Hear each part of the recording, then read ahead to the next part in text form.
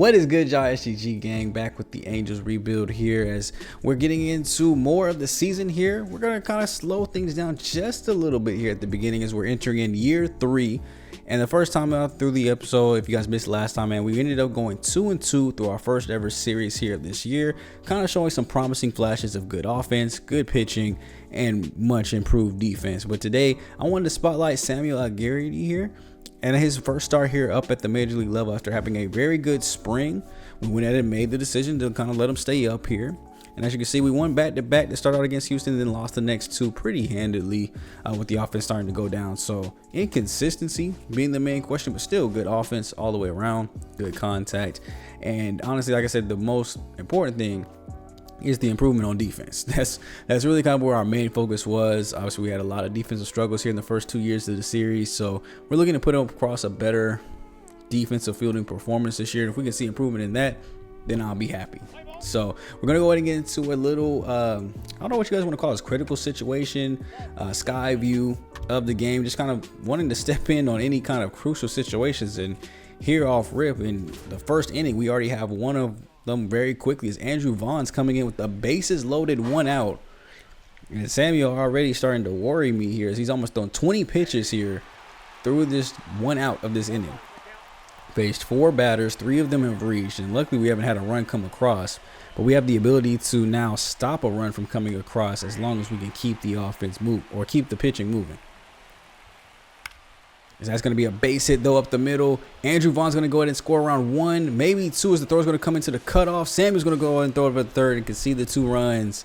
And just that quickly, it's just a 2-run outing, and we haven't even made it up the first. So already kind of making me regret the decision. Remember, we put him up here over some other capable guys as far as like higher overalls. Worse springs, but higher overalls. We kind of went with the numbers over overall this time around. And we're just hoping that it doesn't come back to bite us here as Adele's going to come in and play this one off the throw. Coming all the way to the plate. It's up the line and the runner scores with ease.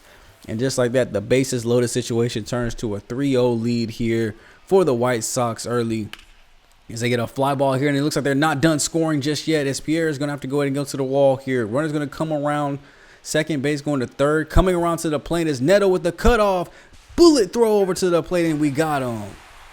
Already some early inning excitement from the defense. I told you it's much improved this year. As you see, Henry just backed up against the corner there, throws us into Neto. Great throw here.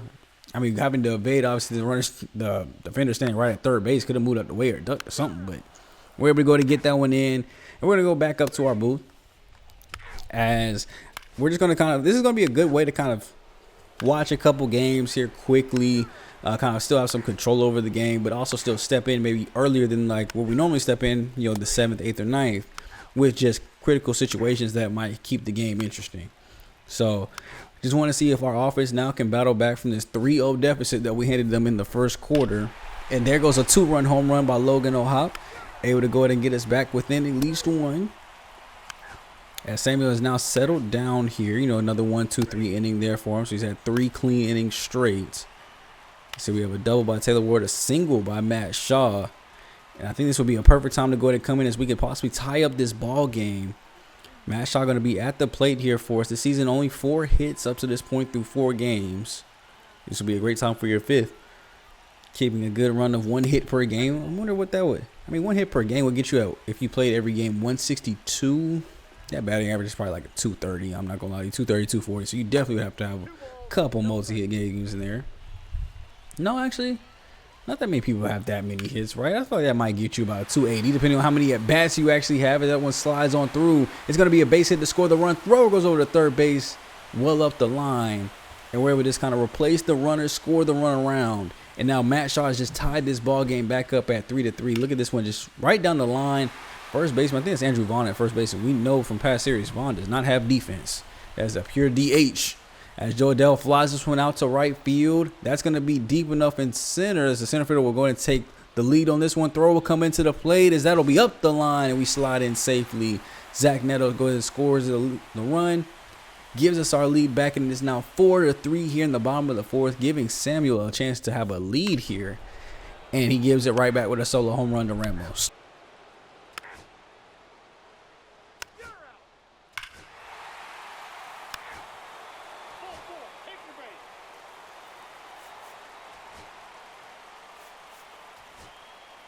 My fault, you guys. I think I unplugged my mic by accident there. But what I was saying is that lead did not last too long at all by Samuel AB. As soon as we gave him a lead, he gave it right back. Now, thankfully for him, our offense came back, gave the lead back to him again. And here in the 6th inning, we're just going to go ahead and go to the bullpen as they've got runners at first and second again. Energy is looking kind of low.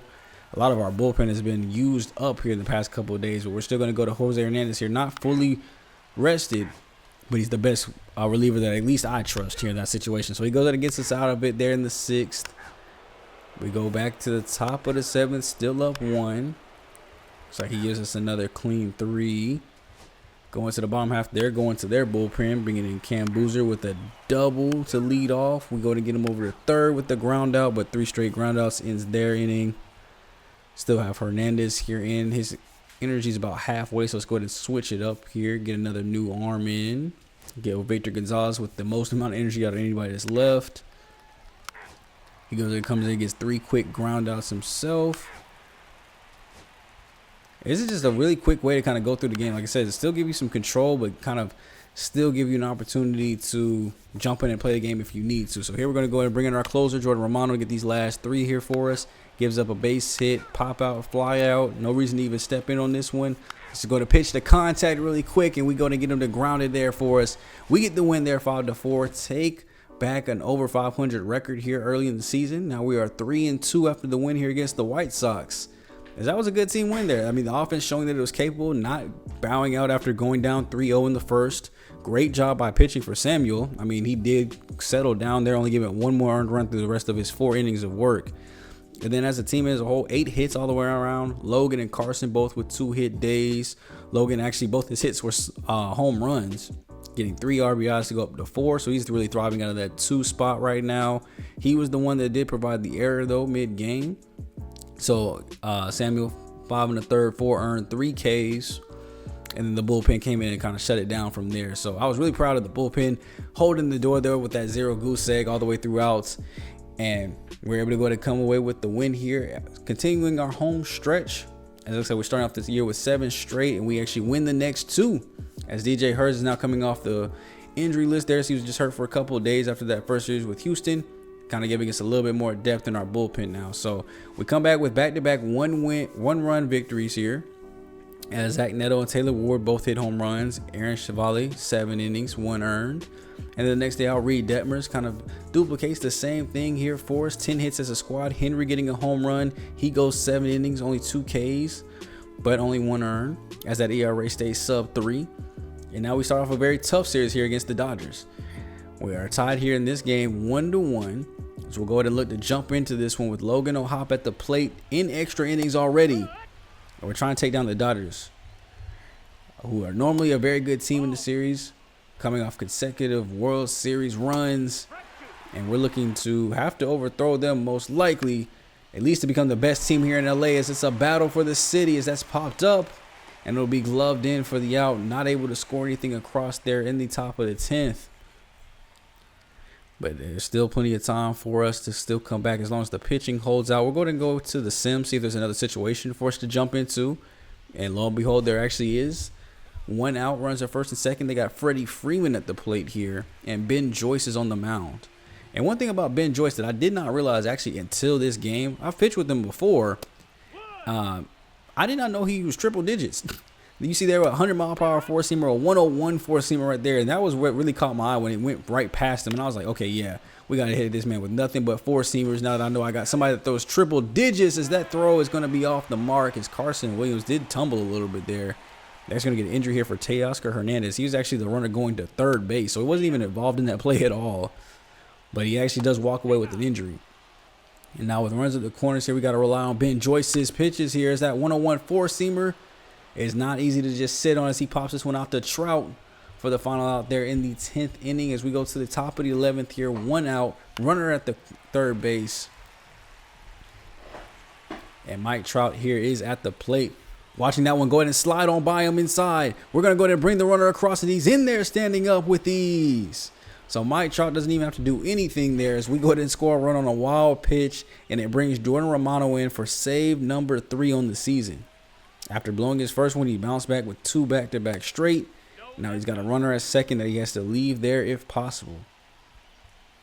Mookie Betts will swing through that four-seamer upstairs, not able to do anything with it. Shohei Ohtani, he has a 1-2 count as well. Chopping this one on the ground to Williams, who will make the routine throw. And then Kyle Tucker, he's at a 1-2 count, as he is their last hope here with 2 outs. Romano upstairs, taken. Ball 2.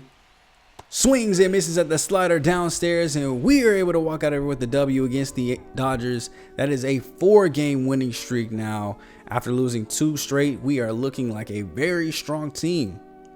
We've taken down some of the top teams. We're showing resilience with our offense. Even in a close scoring game like this, we kept it with zeros with the pitching staff, and finally the offense broke through with the hits that we needed. Honestly, it was a wild pitch that, kind of won this for us. But Taylor Ward gets his 3rd home run, 7th RBI, really thriving in that DH role to take over for Jorge Soler. Lance McCullers Jr., 5 innings, 1 earned. Not a bad start at all. So we went and signed him in free agency. He's looked good in his first 2 starts so far this season. So we're going to continue up here with the Dodgers. We win game number 2, 1-0, another close game. And I wanted to check out here at our AA level as they started their season off. We're not going to go and play their games, but we will check the box scores as Ellison goes 5 innings, 4 earned. So not a great opening day start for him, but Dave Stewart backed it up a little bit better. 6 innings, 1 earned for himself, 4 Ks. So we're really proud of what they did out of AA. We're just going to keep eyes on our starting pitchers to see who's able to come up the fastest. Dave Stewart has the best overall. So as far as a move to AAA, he's the one that's closest to it, as long as he puts up the stats and keeps growing. Now, as you can see here are our scouts. We have 1 that's focused on pitchers and efficiency. He also has some discovery too if we did need it. And then we have 2 guys focused on the position players, because I do want to kind of get a good mix of both of those. With 2 first-round picks, it'd be great to get 1 as a pitcher, 1 as a reliever. And some of the top guys that we're looking at here, like Ramon Guerra, great right fielder in a situation where Mike Trout is starting to regress some. We have a chance at a possible generational right fielder there as the number 1 overall prospect. We're picking at 5, so it would be a kind of a long shot that he lasts to us.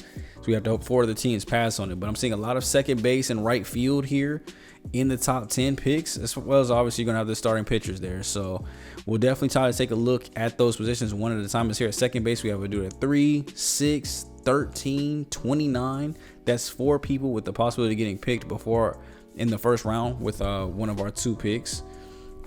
As we will look to kind of go through each of these positions, we have West and Central as the main focus is there. And the right field, I'm seeing kind of a similar thing here. West is up top as we have 4 guys in the top 10, 3 of them being from the West. And then Central here at 35, which is still an option at 31. Isn't too bad, as that's 2 at Central, 3 in the West.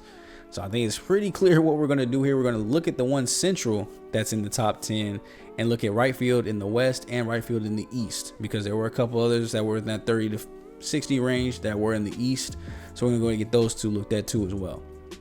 So we'll be coming in and checking on those, not as frequently. It won't be like every single week we check on the scouting, but we will make sure we keep you guys up to date as new things develop and as new players reach my eye. So here at Samuel's next start, not the greatest, 1 2/3, 6 earned runs, and he was not able to kind of work his way out of that jam. And we actually start up on a 4-game losing streak, getting swept by the Mariners, who are now 10-2. Very good record as we drop down to 7-6 after losing the 3 straight.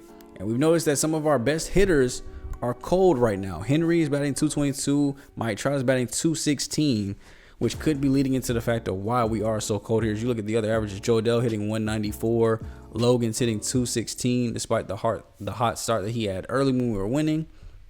And I wanted to highlight here because it did say we had 7 top 100 prospects. You can see here some of our top guys. Our 2 closer pitchers are now 1 and 2, but 4 and 5 in the MLB.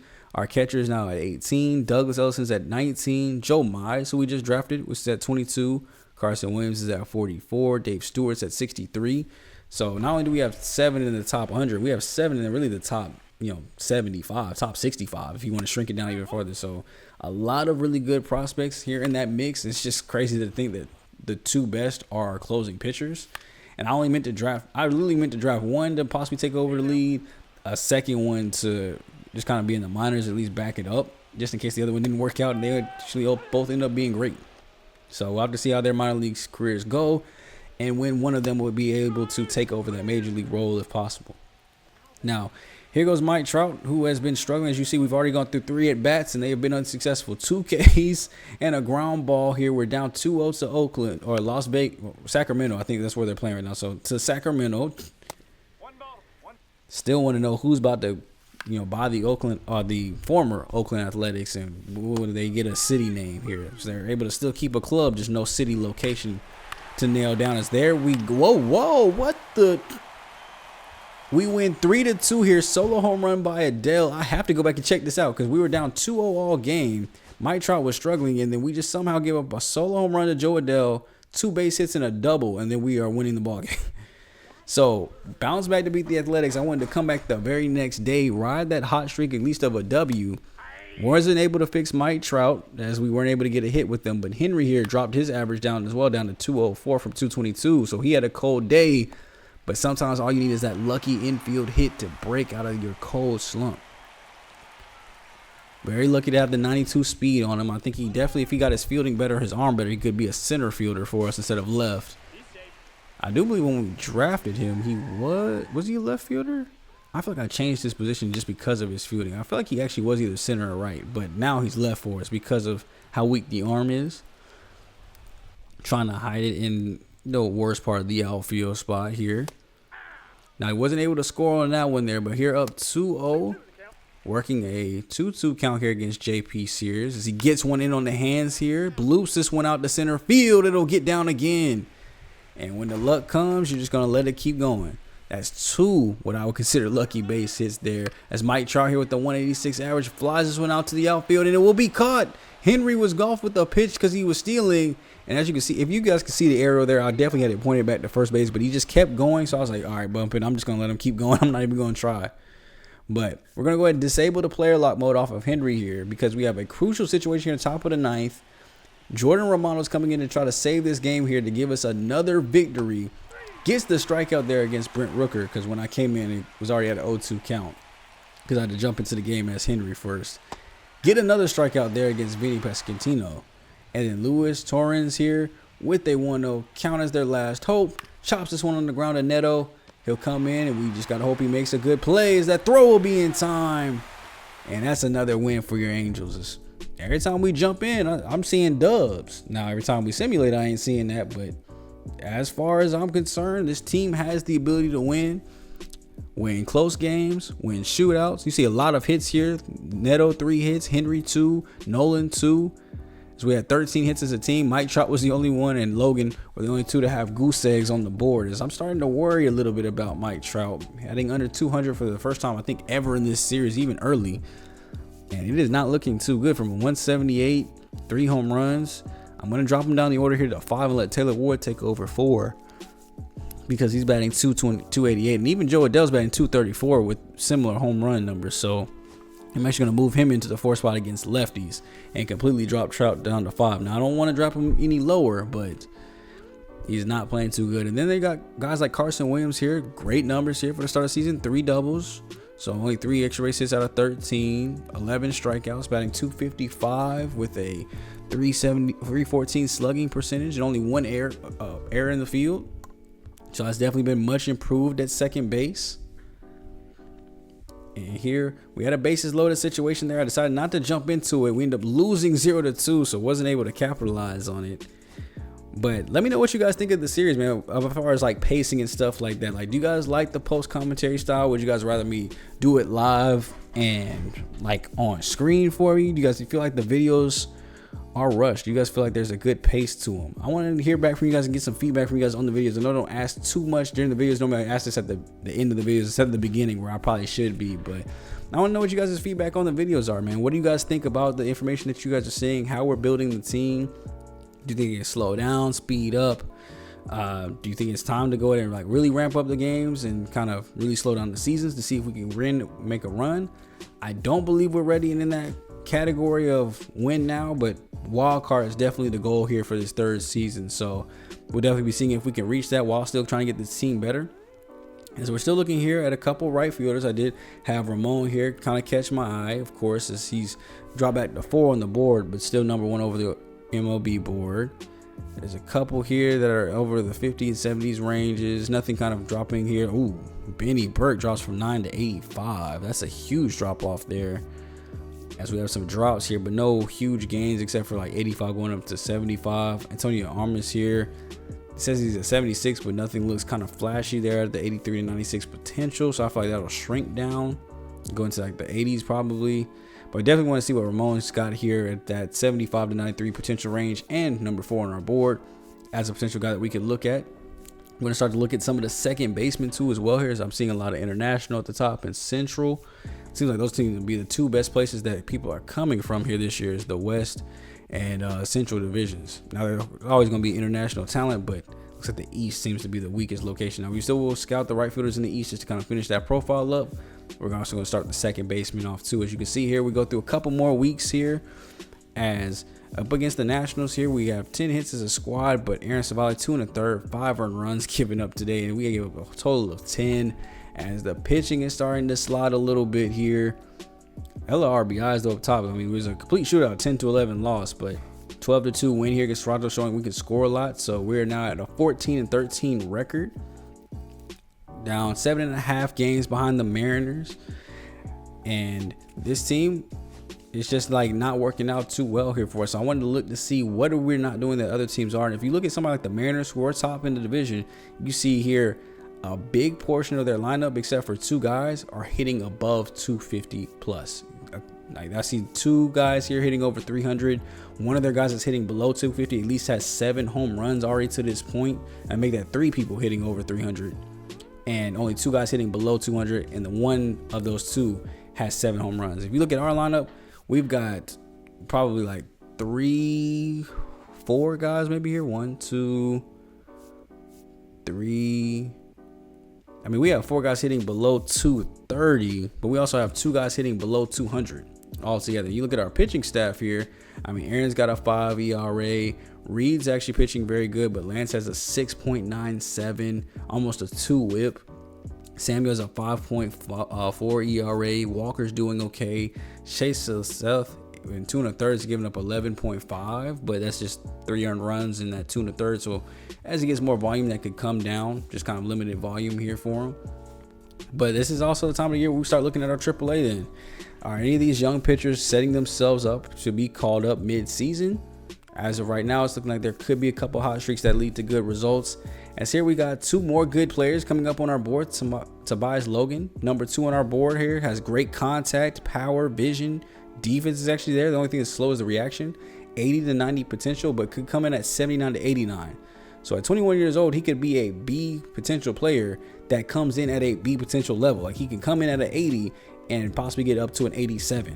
That's exactly what I would love to see at second base and could help out our infield. And then here out right field with Ramon Guerra, 78 to 90 on his potential. He wouldn't come in MLB ready, but the defense is going to be fantastic. He's actually going to have more power than contact. So a power hitting outfielder to take over in right field for Mike Trout, who we don't know how much longer we're going to have him. So those are 2 good key pieces of information to look at. It's going to give us some very intriguing things to think about at 5, as there's a lot of people that I like, and there's only 4 teams in front of me to pick. So we're going to have at least one option. We should at this point, because we haven't even started looking at the pitchers yet. So there probably could be some good pitchers that are up here that could get taken in those first 4 spots. So staying here at second base though, there's obviously, you know, number 6 and number 10 here. Even 27 and Roosevelt Davis isn't too far off. At least that could be considered for that first round pick. So 2 of them are international. 1 in the Central will take care of Steve Swift all by himself. And I'll also go ahead and take a look here at Carlos Ruiz at second base too as well. And then with our last scout here, he has the pitching. I think it's about time, when we're in week 4, do we go ahead and start looking at pitching prospects? I want to finish up second base first. So I'm gonna go second base international. That'll help out get the, you know, that last 69% on him, get him hopefully up to 100%, but also get some of the other guys there that were international. So we're gonna let that rock there with that. And then we'll start to get on those pitchers here pretty soon. So if you guys do have any suggestions on how you guys go about scouting to get better percentage, because I always feel like we kind of get to this point and kind of start running out of people to look at. But I definitely want to know what you guys' suggestions are when it comes to scouting. Definitely want to take a look at this prospect list because we haven't looked at it in depth yet. Obviously, here the top prospect here is Mario Perez with A potential, 53 overall. They have him at single A right now, but he's the best prospect it seems in the league. Manny Castro behind him, following suit with at single A despite being a 66 overall with the Brewers. Probably should be getting some playing time. He definitely would be on our roster. As we're gonna scroll through, you obviously see Joe Mize here at 15. At just double A, he's been pretty good so far this season, batting 274 with a 308 on base percentage, 355 slugging, as he only has 5 extra base hits. They're all doubles, no home runs. And then Kelly Cruciano right behind him, a little bit lower at 19. He's kind of struggled a little bit at AAA, but 254 average. Does have a home run with 5 doubles to go along with it, so 6 extra base hits total. Douglas Ellison, we've seen him have kind of a slow start to his season. Obviously, the ERA is up higher. And then it's kind of a steep drop before we get to Carson Williams, who is at the major league level and should be on the PPI list, actually, now that I think about it. So we could also get another draft pick if he's able to somehow win Rookie of the Year. And then you see Dave Stewart there at 65 or 63. But then after that, it's kind of nobody else there past that. So really only our top 7 players. And then John Snowden would be the 8th, but he does not crack the top 100. Then we have Alex Campos at 9. Just kind of looking at what our top 20 is here and seeing that our 2 best prospects are the 2 closers that we went ahead and picked up. And then we have 3 starting pitchers up here at the top. And just looking at the PPI list, because I wanted to see who would be eligible for getting this draft pick. Carson Williams is on that list, though. So if we are able to get him Rookie of the Year, which he's already off to a good start, batting 250. It's not bad. We just need to get him some home runs and good defensive play. He could possibly take home that Rookie of the Year. We can get back-to-back PPI picks. You saw I give us pick number 31 this year to help out in the first round. It could go a long way with year 4 as we start to get closer and closer to moving our way up this list. Because you've seen the years past, we've been kind of stuck at the 5th spot in the division and kind of fighting for that 4th spot near the end. This year we're actually sitting at 4 and actually on a pretty good of a hot streak right now. I mean, we're winning games, winning series. 4 and 6 is not the best, but to be 14 and 13 after we started out the episode 2 and 2 means that we had a winning day. So next episode out, we will get through more of April, get into May. I don't think we'll touch June. Like I said, we're kind of slow things down and definitely get more of a good pace here for the series. I think I definitely want to kind of slow these videos down even a little bit too. I feel like we cover a lot of information, but not really enough for you guys to kind of digest. So I'm going to kind of slow the episodes down a little bit here as I kind of move forward. But let me know what you guys think about the episodes and how you guys are feeling about everything. I do love every single one of you guys that enjoy the series. Leave a like and subscribe to show that love and support so it goes out to more people. And thank you guys so much for just being here and enjoying this Angels rebuild here with me. I'll catch you guys in the next episode. Later.